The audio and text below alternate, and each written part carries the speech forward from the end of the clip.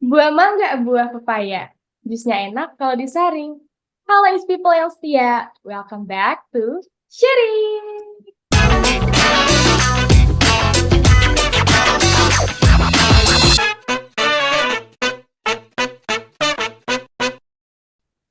Oke, halo gimana kabarnya is people? Kita ketemu lagi nih di episode sharing, tapi agak beda dikit ya, karena biasanya kita set up secara offline gitu ketemu tatap muka secara langsung, tapi nggak apa-apa, nggak ada yang menghalangi ya, jarak pun nggak ada yang menghalangi karena salah satu narasumber kita kali ini nih lagi ada jauh dari kita gitu, lokasinya di Surabaya gitu. Nah, untuk episode sharing kali ini kita mau ngobrolin ngebahas tentang full stack development using React.js, Node.js, dan MySQL.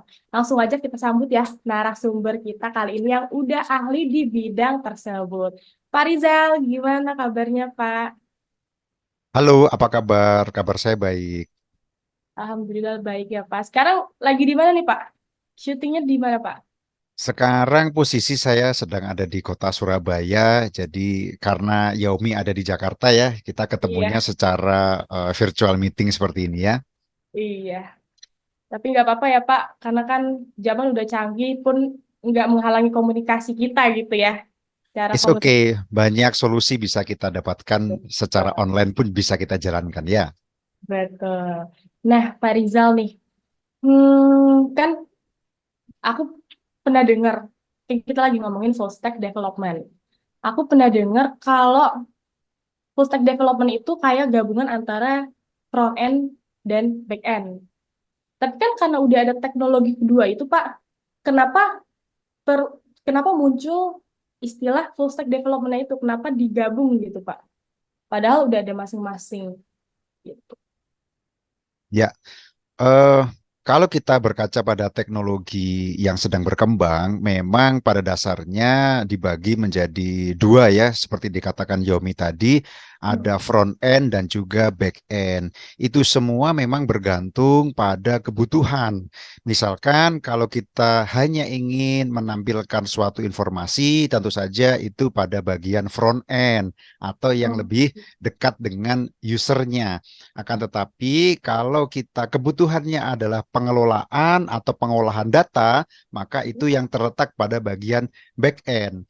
Nah, pada zaman sekarang tentu saja kebutuhannya semakin luas, kebutuhannya menjadi semakin banyak sehingga kalau kita hanya front end saja atau back end saja tentu tidak bisa memenuhi kebutuhan tersebut sehingga orang akan berpikir bagaimana kita memenuhi kebutuhan untuk menampilkan data atau kebutuhan untuk mengolah data secara bersamaan, maka front end dan back end bisa kita kolaborasikan, bisa kita gabungkan menjadi satu hal yang lebih besar ya, yang saat ini kita kenal dengan istilah sebagai full stack development seperti itu. Oh, menarik, menarik. Jadi awalnya masing-masing gitu ya, Pak, dipisah pekerjaannya untuk ngerjain front end-nya dulu, baru setelah itu ngerjain back end-nya dulu gitu ya, Pak. Tapi sekarang udah bisa dikerjain secara bersamaan. Maka istilahnya itu full stack development itu ya, Pak. Ya, betul sekali. Jadi pada full stack development sebenarnya memang betul front end dan back end itu menjadi satu kolaborasi, tetapi jangan lupa juga bahwa ada satu teknologi database yang mesti diikut sertakan karena kita tahu bahwa aplikasi pun saat ini tidak ada yang tidak pakai database.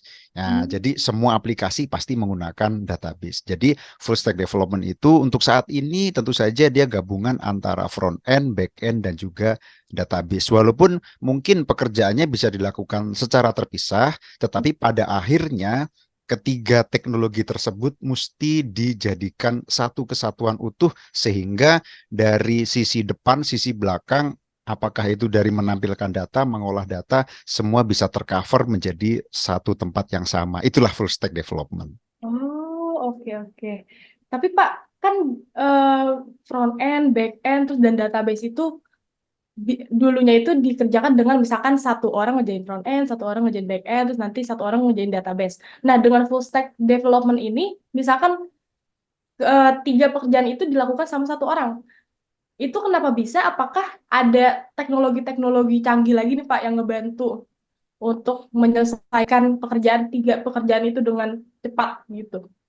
Ya, kalau kita bicara pembagian siapa orang yang mengerjakan, memang bisa dikerjakan secara terpisah. Akan tetapi, Hmm. mungkin pada pengembangannya atau perkembangan zaman sekarang, orang lebih suka dengan pekerjaan yang bisa dilakukan dengan cepat, bisa Mm-mm. dilakukan dengan simple. Oleh maka dari itu, tentu ada framework-framework mungkin ya yang bisa membantu kita supaya pekerjaan front end, back end ataupun database bisa dikerjakan bersamaan dalam waktu yang singkat. Nah, seperti tadi Yaomi sampaikan di awal mengenai pembahasan kita di sharing ini ada teknologi seperti React.js ataupun Hmm. Node.js ataupun database misalkan MySQL. Nah, itulah merupakan framework atau library yang bisa membantu kita untuk mengerjakan hal-hal tersebut ya atau full stack itu menjadi jauh lebih cepat seperti itu. Oke, jadi teknologi yang membantu itu framework. Nah, kalau di sini khususnya kita mau ngebahas tentang framework React.js, Node.js, dan MySQL ya, Pak.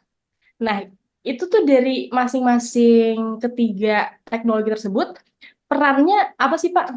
Apakah berbeda ataukah hampir-hampir sama? Gimana tuh, Pak? Oke, kalau kita bicara library atau framework yang sudah saya sampaikan tadi, tentu memiliki pekerjaan atau peran tersendiri ya. Misalkan kalau kita bicara React.js, maka dia fungsinya memang sebagai front end. Kemudian untuk Node.js, dia tempatnya sebagai back end ya, dan MySQL sebagai database tentu saja. Memang mereka masing-masing memiliki peran atau tugasnya tersendiri ya. Seperti tadi saya katakan, misalkan React.js itu bisa kita gunakan sebagai alat untuk menampilkan informasinya. Kemudian Node.js itu bisa kita gunakan sebagai backend atau web service-nya. Nah, kemudian Oh. MySQL tentu saja sebagai tempat pengolahan data atau database-nya. Nah, tetapi Hmm. walaupun ketiganya memiliki peran masing-masing, tentu saja karena perkembangan teknologinya yang sudah sangat maju, sudah sangat pesat, ketiga hal tersebut bisa kita kolaborasikan. Jadi antara React.js sebagai front end, Node.js sebagai back end, ataupun database MySQL-nya itu bisa kita kerjakan dalam satu ruang lingkup yang sama. Nah, itulah yang Hmm. menjadi kelebihan atau yang menjadi keunggulan daripada kita menggunakan framework-framework tersebut. Nah, karena nanti ujung atau goals dari Hmm. pekerjaan full stack itu adalah bisa membuat suatu sistematis aplikasi ataupun itu desain ataupun dia sebagai konsep yang mana diharapkan pekerjaan bisa selesai dengan lebih cepat. Itu yang menjadi kata kuncinya. Oke, oke. Jadi tadi kan memang ketiga teknologi itu bertanggung jawab untuk menghasilkan suatu aplikasi ya, Pak. Nah, kalau misalkan ada error-error dikit nih, Pak, itu tuh tanggung jawab salah satu teknologi tersebut atau emang semuanya juga bertanggung jawab dengan akan keeroran itu, Pak? Oke, kalau kita bicara pada sisi misalkan error atau ada kesalahan, tentu saja karena mereka memiliki tempatnya yang tersendiri, tentu error-error atau kesalahan itu bisa kita pisah-pisah tersendiri sesuai dengan perannya. Kalau kita bicara kembali pada front end yang untuk menampilkan data, maka error untuk menampilkan data tugasnya atau diselesaikannya pada sisi front end. Kalau Oh. dia errornya pada sisi pengelolaan data, kita bisa bicara pada sisi back end ataupun database-nya. Jadi memang itu juga menjadi salah satu keunggulan daripada penggunaan full stack ya. Kalau kita lihat errornya di bagian mana atau di sisi mana, maka kita tidak perlu bingung secara keseluruhan apakah akan menjadi error, tentu tidak. Kita bisa memecah-mecahnya, memilah-milahnya sesuai dengan porsi atau di mana tempatnya kita kerjakan seperti itu.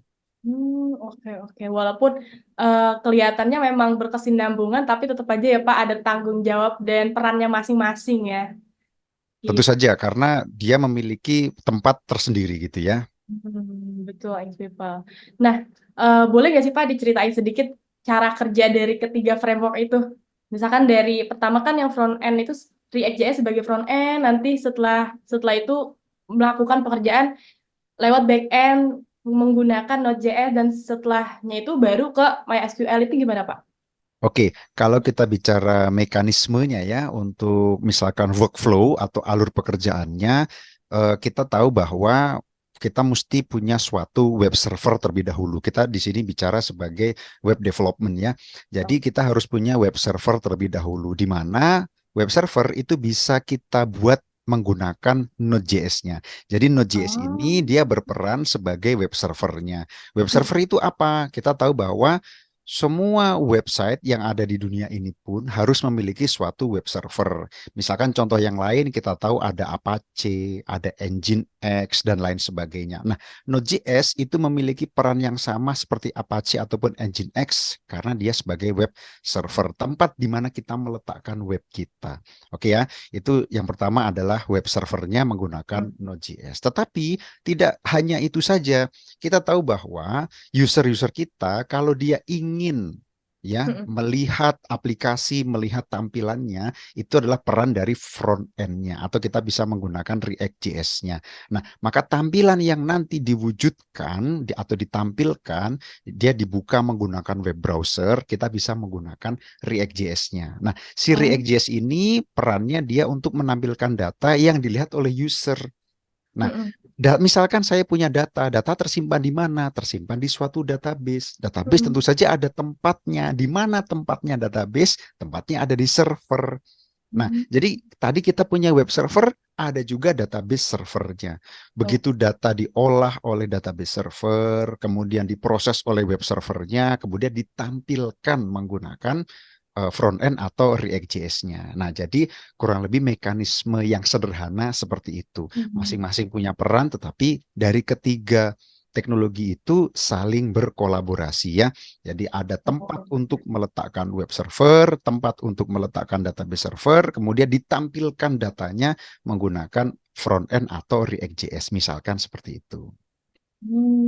Gitu, Ins People. Menarik banget ya. Jadi memang ada tahap-tahapannya juga gitu dalam mengembangkan atau membuat aplikasi. Nah, Pak, kalau gitu berarti emang penting banget kan ya, Pak, untuk suatu perusahaan itu menggunakan React.js full stack development ini, Pak. Ya, tentu saja kalau kita bicara banyak sekali faktor yang bisa kita pertimbangkan untuk menggunakan full stack seperti ini. Contoh yang paling sederhana saat ini, kenapa banyak perusahaan yang merekrut suatu atau seorang developer yang mana pekerjaannya adalah full stack. Banyak sekali alasannya. Hmm. Alasan yang mungkin paling sederhana adalah tentu saja secara cost atau biaya itu bisa jauh lebih ringan dibandingkan kalau kita mengerjakannya secara terpisah satu persatu. Karena full stack itu adalah satu bagian utuh yang sudah mengandung beberapa banyak konsep tadi ya, seperti yang sudah saya jelaskan.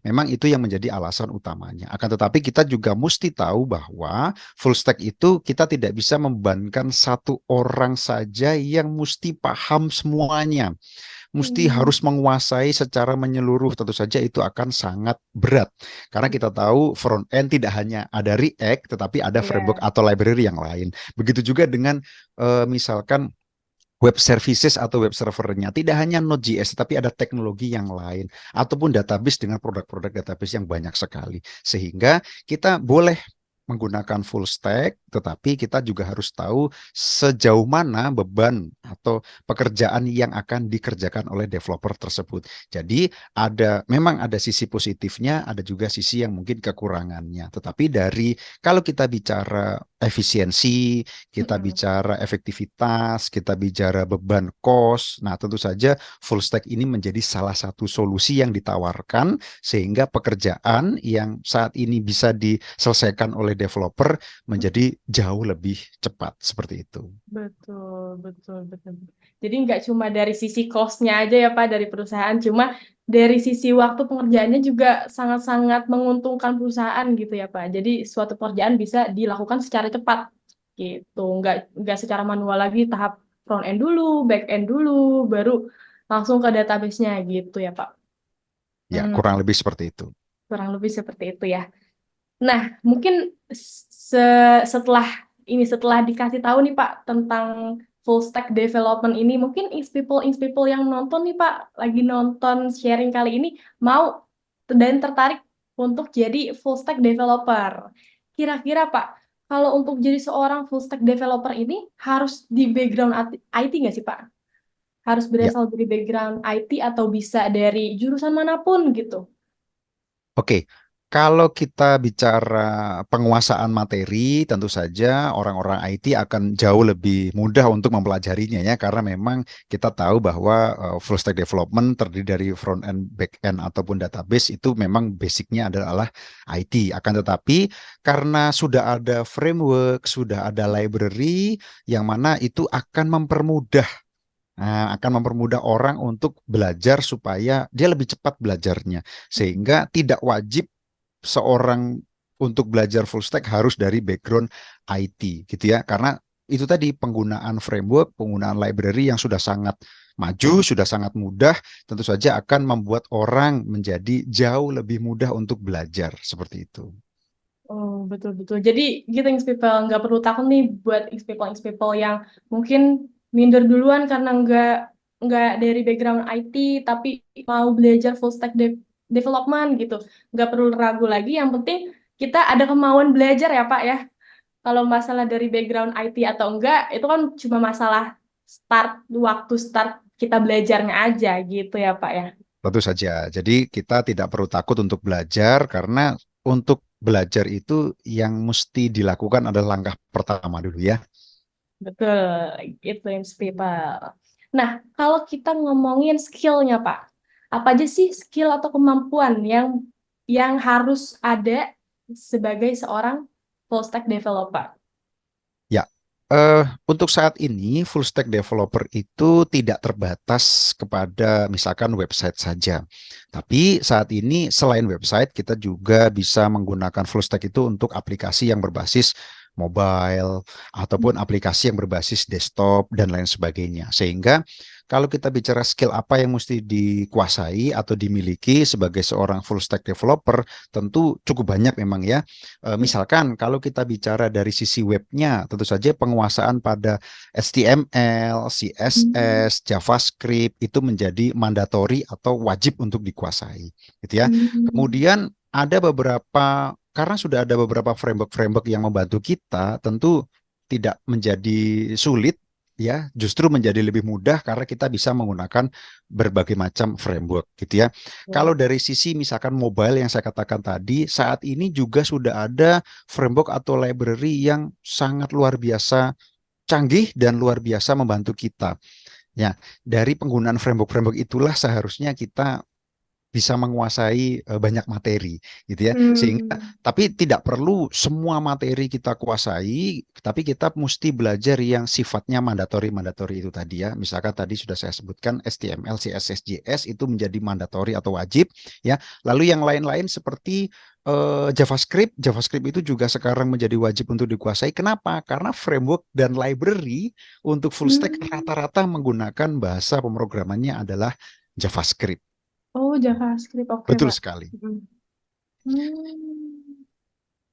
Oke, oke. Ternyata malah yang paling terkenal banget di full stack development ini JavaScript ya, Pak ya? Kalau kita bicara popularity, ya itu adalah JavaScript karena JavaScript ini versatile atau serbaguna ya. Dengan menggunakan JavaScript kita bisa meng-create apakah dia dalam bentuk website ataukah dalam bentuk mobile dan lain sebagainya kan. JavaScript ini sekarang perkembangannya juga sangat luar biasa. Oh, oke, menarik, menarik. Oke, Pak. Ya, begitulah Ins People untuk skill-skill yang perlu kita kuasai. Pun walaupun ada kemampuan-kemampuan yang belum kita kuasai banget nih, tapi kan kita juga harus belajar ya, Pak, terus belajar buat mengasah skillnya itu lagi. Tapi kalau Ins People bingung nih mau belajar di mana, kita tanya aja kali ya ke ahli Pak Rizal satu ini. Pak, kalau belajar nih Pak, belajar full stack development, apalagi khususnya menggunakan React.js, Node.js, dan MySQL, itu di mana sih Pak? Ya, tentu saja kalau kita bicara mau belajar materi-materi tersebut, tentu saja kita mesti memilih tempat yang tepat kan begitu ya. Walaupun mungkin di luar sana di internet, di YouTube dan sebagainya itu banyak sekali tutorial-tutorial, tetapi teman-teman atau Inix people tentu mesti belajar yang fokus, belajar sesuai dengan kebutuhannya, belajar kira-kira mana yang menjadi concern-nya, begitu kan ya. Nah, kalau kita mencari di YouTube misalkan di sana terlalu luas. Jadi kita kalau mau belajar hal yang fokus, cari ya di YouTube itu kurang tepat begitu ya. Nah, tentu saja rekan-rekan Inix People, kami di Inixindo menyediakan materi yang tepat, materi yang fokus, materi yang concern terhadap apa yang dibutuhkan oleh rekan-rekan Inix People.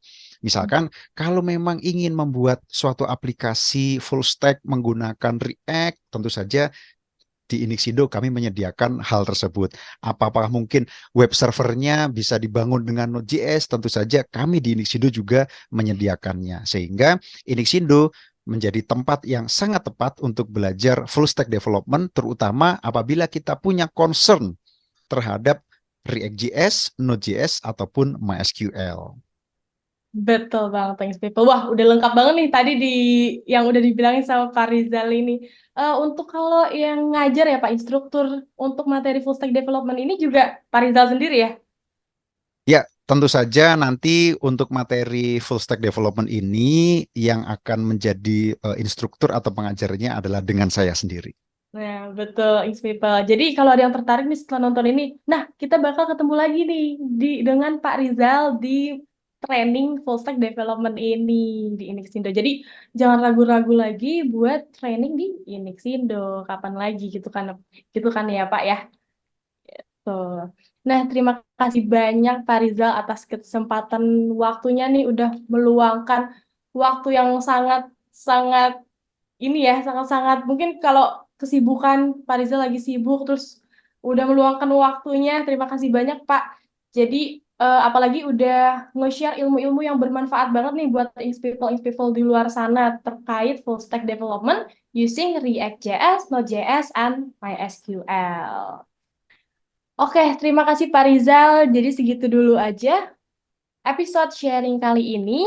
Jangan lupa like, comment, subscribe channel ini karena banyak banget info yang sayang dilewatkan. Oke, Saya pilih pilih Inixindo. Inixindo.